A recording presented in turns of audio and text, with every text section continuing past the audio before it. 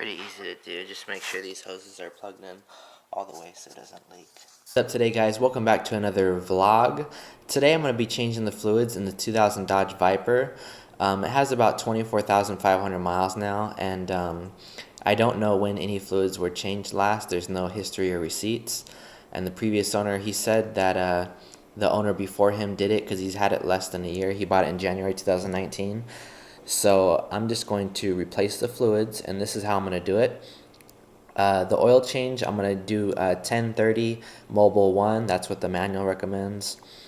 I'm going to get 10 quarts. Walmart sells it, and then I'm going to get the filter from the Dodge dealer. It's just a Viper white filter.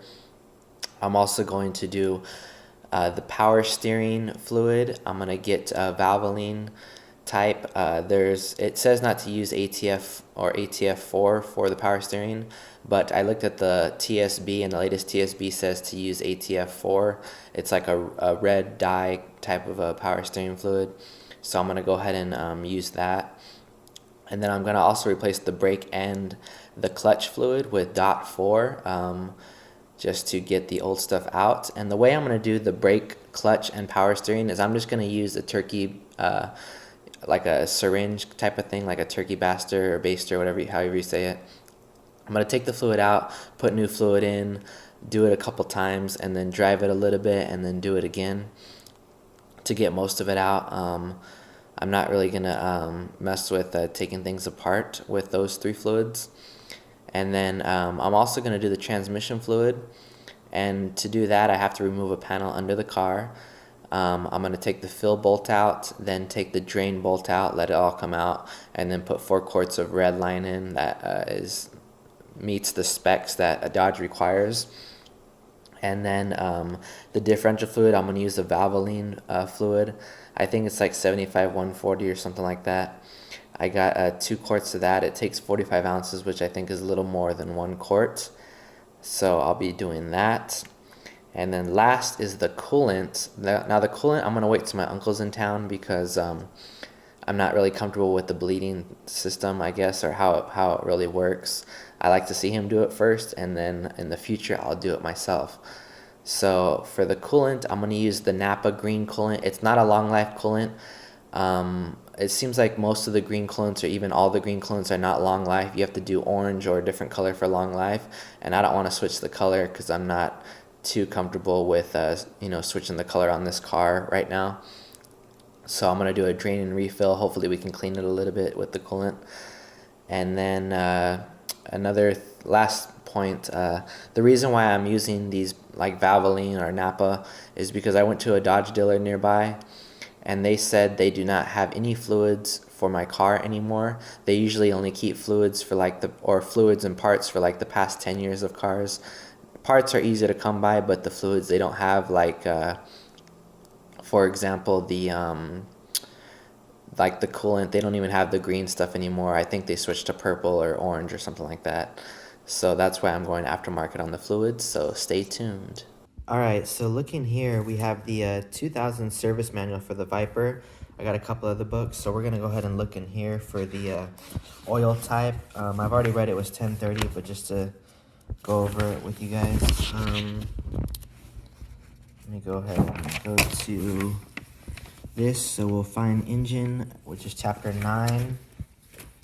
9.1. So we'll go ahead and write here, engine oil level checking, page 12, so 912. Okay, so right here, engine oil viscosity grades. So basically 5W30 or 10W30. I live in Las Vegas, so we don't see below 0 degrees. So I'm going to use the 1030. And if you live somewhere colder, like 32 or less, it says to use 530. But 1030 seems the way to go for me. And over here, we'll look at the manual.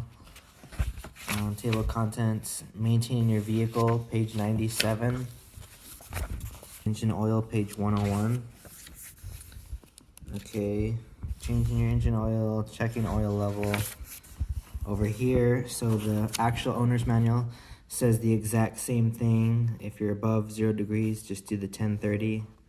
Otherwise, do that. So this is the Dodge Viper manual for 2000, and this is the actual service manual. So it's the same.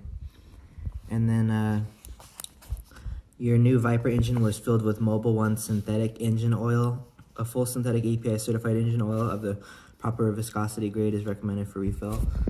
So I'm gonna go ahead and use Mobil 1. I got 2 5-quart bottles. So here we go. This is the filter for the 2000 Dodge Viper, and it looks like this. It's white, it says Viper on it, and it's your oil filter. Looking under the car, you can see that there's the oil filter. It says Mopar, it's the Viper one.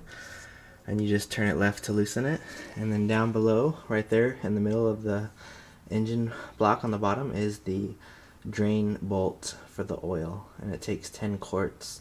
So looking at chapter 19, steering, right here it says use only Mopar power steering fluid or an equivalent. So I'm going to go ahead and use the Valvoline ATF4 because the new TSB that is out for the 2000 Dodge Viper says it's fine to use it.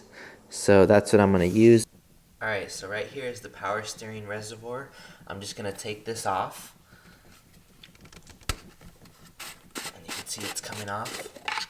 And in there I got some red fluid. I've already done it once. I'm going to go ahead and do it another time. And I'm going to be using this Valvoline Full Synthetic ATF plus 4. It does say automatic transmission fluid, but it's really just a lubricant for the power steering. And the latest service bulletin, the TSB for the 2000 Dodge Viper says this is okay. So I'll go ahead and use that for there. And this is the turkey baster I'm talking about. It's just to take the fluid out, and it works pretty well. So looking at brakes, chapter 5, right here it says the Viper comes with and the manufacturer recommends brake fluid conforming to .4 specifications. So I'm going to go ahead and use .4. I know the boiling point is higher than a .3, so that's why I'm going to use it. So I'll be using .4. Alright, so for the brake fluid, I'm using this .4 by Preston for the brake and the clutch. So the brake fluid is right here, and I'll go ahead and take this off. And you can see that it's a little dark in there, so I'm going to go ahead and take it out with a syringe, like a turkey baster, and then put some new fluid in. I'm going to do this a few times. Drive the car a little, do it again, drive the car a little, do it again. And that would be for the brake fluid. Looking at the clutch chapter, chapter 6, down here, it says the hydraulic clutch linkage is pre-filled with .4 brake fluid. It shouldn't require additional fluid under normal conditions, so I'm just going to drain and refill the reservoir a few times with .4 because over time brake fluid gets contaminated. It absorbs moisture, so that's why I'm going to go ahead and replace that. So .4 will be for the clutch and the brake fluid. And for the clutch fluid, I'm using the same .4 brake fluid. This is the clutch reservoir, and it'll be the same concept as the brake fluid, where I'll be taking the fluid out using this turkey baster, and that's how the fluid will come out, and then I'll use a funnel to put the fluid back in. So as you can see here, this is some of the old brake and clutch fluid. It's a dark brown color, so I'm going to do this like probably 3 to 5 times, where I take it out, put new fluid in, drive it around for a little bit, then rinse and repeat. And it's not like a complete flush, but it's better than nothing. It's like a drain and refill. Looking at transmission chapter 21, transmission drain and fill. The lubricant recommended for the T56 transmission is Mopar synthetic manual trans lubricant 75W/85. And anything conforming to the standard of MS-9070 is accepted for use. So I'm going to be using the red line. I think it's like a 75W85, and it also meets this spec. So that's what I'll be using. We have the car raised up in the back with jack stands, in the front with jack stands, and then I have 2 side floor jacks just in case. This is the splash shield we have to remove for to get access to the transmission. And I have a 15mm socket, so I'm going to go ahead and take these all off. So here we got 4 quarts of the transmission fluid I need, so I'm going to go ahead and finish taking off the bottom panel. And then I'll hook it up, and I'll show you guys how I'll take it out and put the liquid in. Alright, so as you can see, I removed the 6 bolts on each side to remove this bottom frame that protects the transmission. And as you can see, right there is the drain hole. And on the other side is the fill plug. And now I'm going to go ahead and put the drain plug back in and put some fluid in through the fill hole until it starts leaking out of the fill hole and then it's full. You can see here for the transmission I have a hose connected to these bottles with a pump, and it's going up into the transmission. So all I have to do is pump it and it's going up, and then I'm on my second quart and it takes 4 quarts. Pretty easy to do, just make sure these hoses are plugged in all the way so it doesn't leak. Chapter 3, and right here for differential, the lubricant recommended for this differential is Mopar synthetic gear and axle lubricant 75W/140.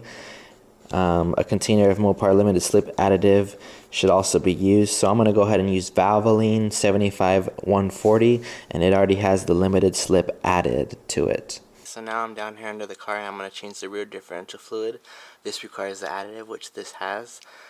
And the back for a 2000 Dodge Viper is a 75W-140.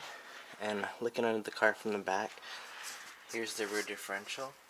And there's the bolt right there. I think it's an Allen wrench, but I need to check out what kind it is. I'll try to come around here. There you can see the bolt. I'm going to take that bolt out, suck the fluid out because there's no drain plug. And then I'm going to fill it back up to where it starts leaking out of the fill plug, and then close it, and it's good to go. This is what you want to use for the rear differential. It's a 3/8 Allen wrench and a socket adapter. Alright guys, thank you for watching me on today's video, replacing all the fluid in the Dodge Viper except for the coolant. I'll do that at a later time. And if you liked today's video, please be sure to like it or subscribe, and I'll see you on the next one.